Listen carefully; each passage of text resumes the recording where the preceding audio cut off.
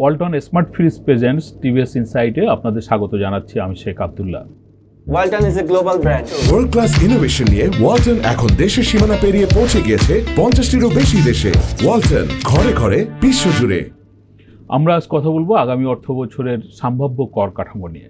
আপনারা জানেন প্রতি অর্থ বছরেই বা প্রতি বাজেটেই করের কাঠামোতে কিছু পরিবর্তন আনে সরকার। আগামী অর্থ বছরেও বেশ কিছু ক্ষেত্রে পরিবর্তন আসবে। সেই পরিবর্তন করা হয় দেশের অর্থনৈতিক পরিস্থিতি, দেশের বাজার পরিস্থিতি, মানুষের আয় ব্যয় এবং বৈশ্বিক বাজার এবং বিভিন্ন দেশের নীতির প্রেক্ষিতে। সরকার সামনের অর্থ বছরে যে ধরনের ব্যয় করবে সেই ধরনের আয়ের প্রেক্ষাপট চিন্তা করেই এই কর কাঠামো তৈরি করে থাকে। কর কাঠামো পরিবর্তনের প্রেক্ষাপটে কোনো কোনো ক্ষেত্রে জনসাধারণের কিছু উপকার হয়ে থাকে, কোনো কোনো ক্ষেত্রে জনসাধারণের উপরে কর একটি বাড়তি চাপও সৃষ্টি করে। আগামী অর্থ বছরের ব্যক্তি এবং কোম্পানির ন্যূনতম কর কেমন হবে সেই নিয়ে আমরা মূলত আজকে আলোচনা করব। টিভিএসে এই নিয়ে বিশেষ প্রতিবেদন প্রকাশিত হয়েছে। প্রতিবেদনটি করেছেন টিভিএসের সিনিয়র রিপোর্টার রিয়াদ হোসেন। আমরা তার কাছ থেকে জাতীয় রাজস্ব বোর্ডের আগামী অর্থ বছরের ন্যূনতম করের পরিকল্পনাগুলো শুনবো।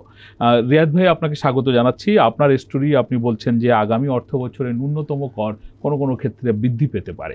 জাতীয় রাজস্ব বোর্ড আসলে কেন ন্যূনতম কর বাড়ানোর পরিকল্পনা করছে বা এর প্রভাবটা কি হতে পারে? আব্দুল্লাহ ভাই, আপনাকে ধন্যবাদ।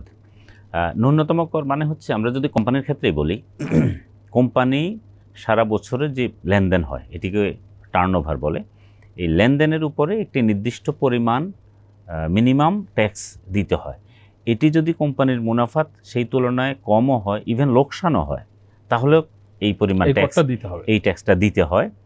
আবার ব্যক্তির ক্ষেত্রে কোনো ব্যক্তির কারো ব্যক্তির তো অনেক সময় নিজস্ব কিছু প্রতিষ্ঠান বা টার্নওভার থাকে, ওই ব্যক্তিরও যদি ওই 3 কোটি টাকার উপরে যার বছরে টার্নওভার আছে বা লেনদেন আছে, এরকম ব্যক্তিকেও ন্যূনতম একটি কর দিতে হয়।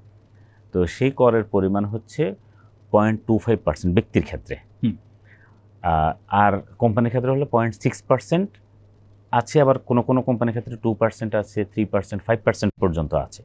যেমন বেভারেজ যে কোম্পানিগুলো, বেভারেজ যারা বিক্রি করে, এসব কোম্পানির ন্যূনতম কর টার্নওভারের উপরে, সারা বছরের লেনদেনের উপরে 5%। অনেক মোবাইল ফোন কোম্পানির উপরে 2%, সিগারেট ম্যানুফ্যাকচারিং কোম্পানির উপরে 3%। তো এর বাইরে আপনাকে একটি তথ্য দিয়ে রাখি, আমাদের কিন্তু 2,80,000-এর মতো নিবন্ধিত কোম্পানি আছে।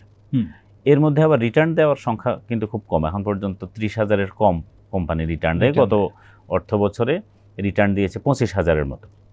এই 25,000-এর মধ্যে ওই 0.6% যে কোম্পানিগুলো ট্যাক্স দেয়, মিনিমাম ট্যাক্স টার্নওভারের উপরে, এই সংখ্যাটা অলমোস্ট প্রায় সবাই, অল্প কিছু বাদ দিয়ে, ওই যেটা 5-3 বা এটা, এখানে 1-2 থেকে 300 কোম্পানি হয়তো হবে, বাদ বাকি সব কোম্পানি আসলে ওই 6%-এর মধ্যে। এখন এখানে প্রশ্ন হচ্ছে, সব কোম্পানিরই কিন্তু আবার টার্নওভার হয় না। কোনো কোম্পানি হয়তো নামে আছে, বছর শেষে গিয়ে রিটার্ন সাবমিট করে, তার হয়তো টার্নওভারই নেই, সারা বছরে লেনদেনই নেই, তাহলে তার উপরে আর টার্নওভারের ট্যাক্স হবে না। আমরা এনবিআর থেকে যে তথ্যটা পেয়েছি, 1/3 কোম্পানি বা অর্ধেকের নিচে, এই 10,000-এর নিচে কোম্পানি এখন 24,000-এর মতো কোম্পানির রিটার্ন দেয়। তার মধ্যে 10,000-এর কম কোম্পানি আছে, এই কোম্পানিগুলো 0.6% হারে ওই টার্নওভারের উপর ওই ট্যাক্সটা দেয়। এখন সরকারের পরিকল্পনা হচ্ছে এই কোম্পানির ট্যাক্সটাকে 1%-এ উন্নীত করা, আবার ব্যক্তির যে 0.25% দেয় সেটিকেও 1%-এ নেওয়া। আচ্ছা, আপনি তো কোম্পানির ব্যাপারটা খুব পরিষ্কার করে বললেন যে মানে কোম্পানির ন্যূনতম কত আয় হতে হয় বা কিভাবে এটা দিতে হয়। একজন ব্যক্তির আসলে যে ন্যূনতম কর দেওয়া, তাহলে তার ন্যূনতম আয় কেমন থাকতে হয় বা মানে কোন ধরনের ব্যক্তিকে এই ধরনের কর দিতে হয়? আমি একটু সহজভাবে যদি বলি, ধরেন একজন গার্মেন্টস মালিক, গার্মেন্টস মালিক, ওনার কিন্তু গার্মেন্টসটা হয়তো কোনো কোম্পানির নামে গার্মেন্টসটা হয়তো না, আচ্ছা, কোম্পানি নাও হতে পারে, একটি তার ব্যক্তি মালিকানাধীন প্রতিষ্ঠান।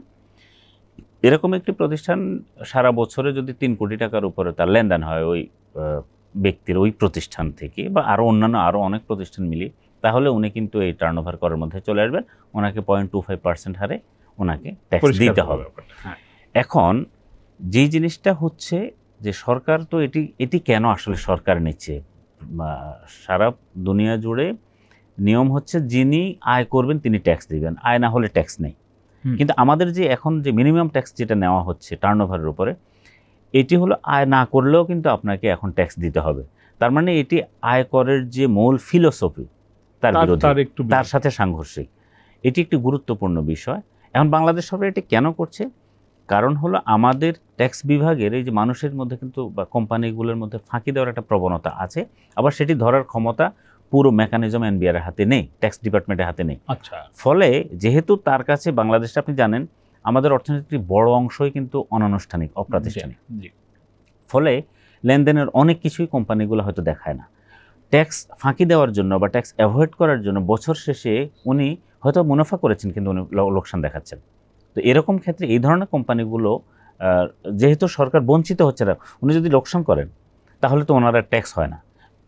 এই কারণে সরকার তার কাছ থেকে অন্তত কিছু পরিমাণ ট্যাক্স যাতে পায়, পুরো ফাঁকির মাধ্যমে যাতে পুরোটা যাতে না চলে যায়, যেহেতু সরকারের ক্ষমতা নেই ফাঁকি ধরার এনবিআরের, ফলে তার উপরে মিনিমাম ট্যাক্স হিসাবে, অর্থাৎ আপনার মিনিমাম অ্যাটলিস্ট এই পরিমাণ টাকা যাতে পায়। এখানে একটা কথা আছে, এর উপরে যদি বেশি ট্যাক্স হয়, ধরুন আপনার হিসাব করলেন যে আপনি সারা বছরে আপনার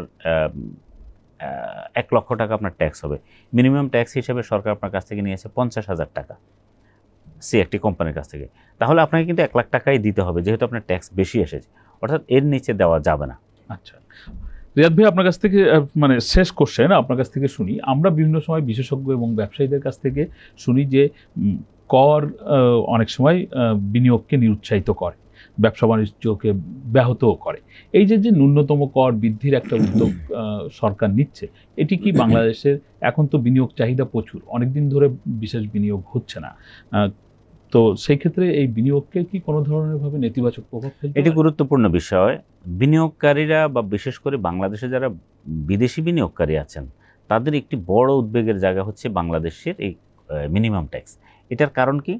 কারণ হচ্ছে তাদের বক্তব্য হচ্ছে যে যারা ফাঁকি দেয় বা যারা নন কমপ্লায়েন্ট তাদের বিষয় ভিন্ন, কিন্তু যে কোম্পানিটা কমপ্লায়েন্ট কোম্পানি, ভালো কোম্পানি, সঠিক হিসাব নিকাশ দেয়, আপনি যদি এরকম একটি লোকসানি কোম্পানির কাছে বা কম মুনাফা করেছে তার উপরে যদি আপনি এইভাবে ট্যাক্স আদায় করেন, এটি তো ট্যাক্সের মূল নীতির সাথে যায় না, সাংঘর্ষিক। যার কারণে অনেকেই বলেন যে, যেমন আমাদের এখন কোম্পানির কর হার হচ্ছে, বেশিরভাগ কোম্পানি যেটা দেয় 27.5%, কিন্তু তারা বলেন যে এই ধরনের মিনিমাম ট্যাক্সের কারণে তার কম আরও যে পরিমাণ কর প্রকৃত কর গিয়ে তার প্রকৃত কর আরও বেশি দাঁড়ায়, যেটাকে তারা ইফেক্টিভ ট্যাক্স রেট বলে, সেটি 40-50% হয়ে যায়, যেটি বাংলাদেশে বিদেশি বিনিয়োগ আসার ক্ষেত্রে অন্যতম বাধা তারা মনে করেন। এটি একটি গুরুত্বপূর্ণ বিষয় যে আমাদের সরকারের ফাঁকি ধরার ব্যর্থতার কারণে মূলত কমপ্লায়েন্ট প্রতিষ্ঠানগুলো, ভালো প্রতিষ্ঠানগুলো বিপাকে পড়ে যাচ্ছে, এবং এটি কিন্তু দীর্ঘমেয়াদে থাকলে, বিশ্বের আমরা কথা বললাম, বিশ্বের অনেক দেশে এইভাবে মিনিমাম ট্যাক্স আদায়ের বিধানটা আসলে নেই, এটি বাংলাদেশে আছে। আপনি হয়তো অগ্রিম আয় করে নেন, আবার আপনি সমন্বয় করেন। এখানে একটি মজার বিষয় কিন্তু সেটি হচ্ছে, আপনি যে মিনিমাম ট্যাক্স নেন অগ্রিম আয় কর, আপনি যদি এটা আবার ফেরত পাওয়ার, ধরুন আপনার কম ট্যাক্স হয়েছে হিসাব নিকাশে, সরকার আপনাকে এটা ফেরত দিবে না। এটি খুব গুরুত্বপূর্ণ বিষয়। তার মানে হচ্ছে যদি আপনার বেশি হয়, বেশি হলে নিবে, কিন্তু আপনি যদি সরকার কাছে পাওনা হন তাহলে কিন্তু ট্যাক্স ডিপার্টমেন্ট সেটি আর আপনাকে মিনিমাম ট্যাক্স হিসেবে যেটা নিচ্ছে এটা আর ফেরত দিচ্ছে না। এটি কিন্তু মানে কোনো আইডিয়াল আসলে ট্যাক্স সিচুয়েশন না এটি, যার কারণে গভর্নমেন্টকে আসলে এখন চিন্তা করতে হবে, ফাঁকি বন্ধ করার উপায় বের করতে হবে, অটোমেশন বা ডিজিটাইজেশনের যে বিষয়গুলো, লেনদেনগুলো যাতে সঠিকভাবে করে বা ফাঁকি এনবিআর যাতে ধরতে পারে সেই মেকানিজম তৈরি করা, কিন্তু কোনোভাবেই যিনি আয় করবেন না তার উপরে আয় করা আরোপ করা উচিত হবে না। ধন্যবাদ রিয়াদ ভাই আপনাকে। এতক্ষণ ধরে আমরা শুনছিলাম Walton smart fridge TVS insight. আমাদের আলোচনা আপনাদের ভালো লাগলে আপনারা শেয়ার করবেন, লাইক করবেন। সকলকে ধন্যবাদ।